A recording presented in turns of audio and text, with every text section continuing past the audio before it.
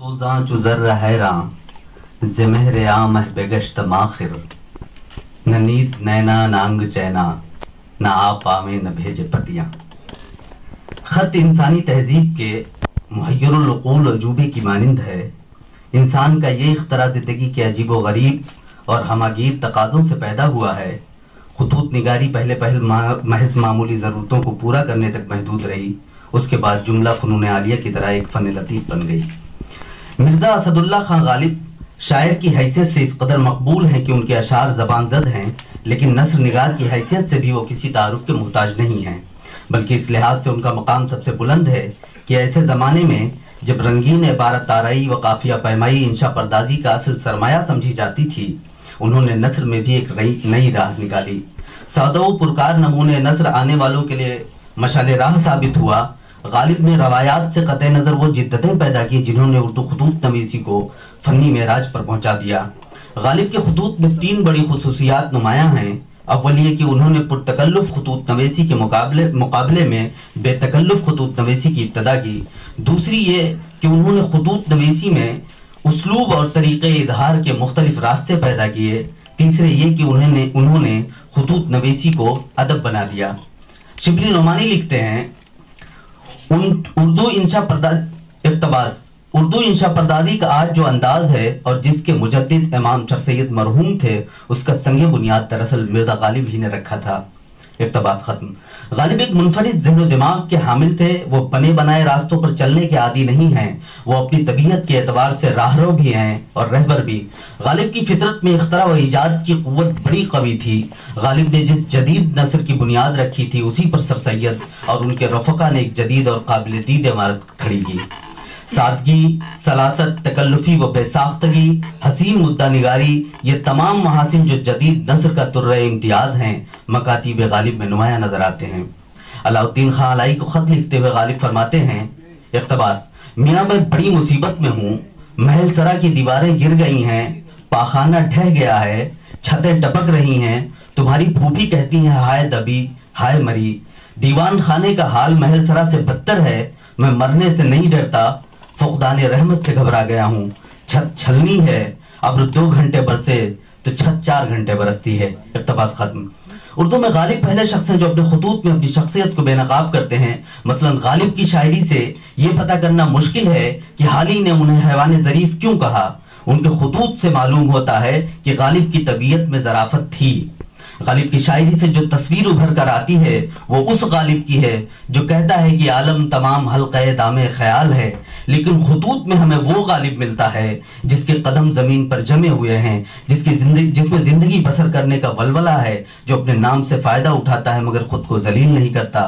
غالب نے اپنے مکاتیب میں اتنا کچھ لکھ دیا ہے کہ اس سے ان کی آپ بیتی تیار ہو جاتی ہے۔ اس آپ بیتی میں جیتا جاگتا غالب خوشی و غم، خواہش و محرومی، شوخی اور بدلہ سنجی کے ساتھ زندگی سے ہر صورت نباہ کرتا ہوا ملے گا۔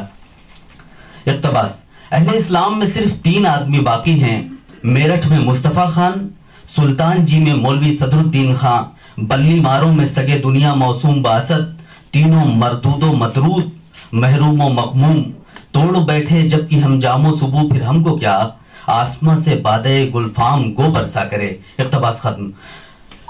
خطوط غالب کی ممتاز ترین خصوصیت یہ ہے کہ وہ جو کچھ لکھتے ہیں بے تکلف لکھتے ہیں۔ ان کے خطوط کا مطالعہ کرتے وقت شاید کہیں احساس ہو کہ الفاظ کے انتخاب یا مطالب کی تلاش و جستجو میں انہیں کاوش کرنی پڑی۔ ان کا متن ہمیں یہ باور کراتا ہے کہ ان کے ہاں آمد ہے، آورد نہیں۔ مولانا حالی کے الفاظ میں مرزا سے پہلے کسی نے خط و کتابت کا یہ انداز اختیار نہیں کیا اور نہ ان کے بعد کسی سے اس کی پوری تقلید ہو سکی۔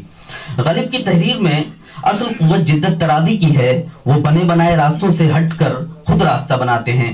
روایتی انداز میں بات کرنا ان کا شیوا نہیں ہے۔ انہوں نے خطوط نویسی کو ایجاد کا طریقہ نو بخشا جو ادبی اجتہاد سے کم نہیں ہے۔ انہوں نے القاب کے فرسودہ نظام کو ختم کر دیا۔ وہ خط میں میاں، برخوردار، بھائی صاحب، میری جان جیسے الفاظ کا استعمال کرتے ہیں۔ غالب کے خطوط میں کہیں کہیں ڈرامائی کیفیت بھی پیدا ہو گئی ہے۔ میر مہدی مجروح کو خط لکھتے ہوئے کہتے ہیں، اقتباس: مار ڈالا یار تیری جواب طلبی نے، آہا ہا میرا پیارا مہدی آیا، آؤ بھائی مزاج تو اچھا ہے بیٹھو، میری جان سنو داستان۔ نواب علاء الدین خان علائی کو لکھتے ہیں، اقتباس: میری جان غالب कसीरुल मतालिब की कहानी सुन, मैं अगले जमाने का आदमी हूँ। वहीं अनवारुद्दीन शफक को लिखते हैं, इक़्तिबास ये खत लिखना नहीं, बातें करनी है। इक़्तिबास खत्म। गालिब की इस जिद्दत पसंदी ने मुरासले को मुकालमा बना दिया। अपनी इस जिद्दत पसंदी पर खुद इजहार ख्याल करते हुए वो लिखते हैं, इक़्तिबास, मैंने वो अंदाज़े तहरीर ईजाद किया है कि मुरासले को मुकालमा बना दिया है। 1000 कोस से बतवाने कलम बातें किया करो, हिज्र में वसाल के मजे लिया करो। इक़्तिबास खत्म। गालिब की नस्र के लिए यह कहना शायद गलत ना होगा कि मीर अमन के बाद 19वीं सदी के किसी दूसरे नस्र निगार के यहाँ उस अजमत के एहसास नहीं होता जो गालिब के यहाँ है। मौलाना हाली ने लिखा है कि जिस चीज ने उनके मकातीब को नॉवेल और ड्रामा से ज्यादा दिलचस्प बना दिया वो शौक़ी तहरीर है, जो इक्तिसाब, मश्को महारत या तखलीस से हासिल नहीं हो सकती। गालिब की शख्सियत में शौक़ी ऐसी भरी हुई है कि जैसे सितार में सुर भरे होते हैं। गालिब ने इसी शौक़ी और ज़राफ़त से काम लेकर अपने खुतूत में शिगुफ्तगी के गुलजार खिलाए हैं। माह रमजान के ताल्लुक से खत में लिखते हैं, इक़्तिबास, पानी, हुक्के और रोटी के टुकड़े से रोदे को बहलाता हूँ। इक़्तिबास खत्म। बातें करने का ये अंदाज नस्र में जिंदगी की गम्मादी करता है और उसलूब का ये अंदाज है जो इंशाइया निगारी के लिए निहायत जरूरी होता है। उर्दू में इंशाइया की सिन्फ गालिब के बाद सर सैयद के जमाने में ज़ुहूर में आई, लेकिन इस सिन्फ अदब के लिए गालिब के उसलूब गुफ्तगू ने पहले से जमीन हमवार कर दी थी। मुकालमों और बातों के साथ साथ मजलिसी जिंदगी का एक अहम पहलू खबरें सुनाने का है। खबरों पर तबसरा माशरती जिबल्लत है जिनकी तकमील अहबाब की शबाना रोज मजलिसों में होती है। गालिब ने भी इसके जरिए मजलिसी फिदा पैदा करके अपनी और अहबाब की तस्कीन दिल का सामान किया है। इक़्तिबास, आज शहर के अखबार लिखता हूँ, सवानह लैलो नहार लिखता हूँ, हम तुम्हारे अखबार नवीस हैं और तुमको खबर देते हैं। इक़्तिबास खत्म। इस तरह गालिब सिर्फ वाक़यात और हालात ही बयान नहीं करते बल्कि रद्द अमल और तासुरात भी कलमबंद करते हैं। इस तरह गालिब के खुतूत का से सरमाया रिपोर्टाज की झैल में आ जाता है, जिसे अदब में एक अलग सिन्फ का दर्जा हासिल हो गया है।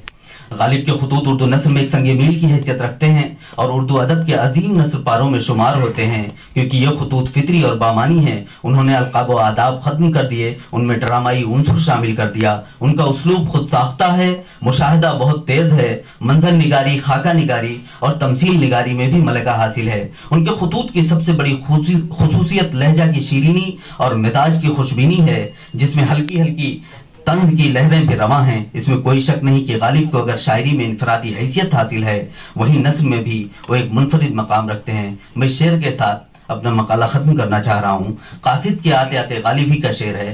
कासिद के आते आते खत एक और लिख रखूं, मैं जानता हूँ जो वो लिखेंगे जवाब में। बहुत शुक्रिया।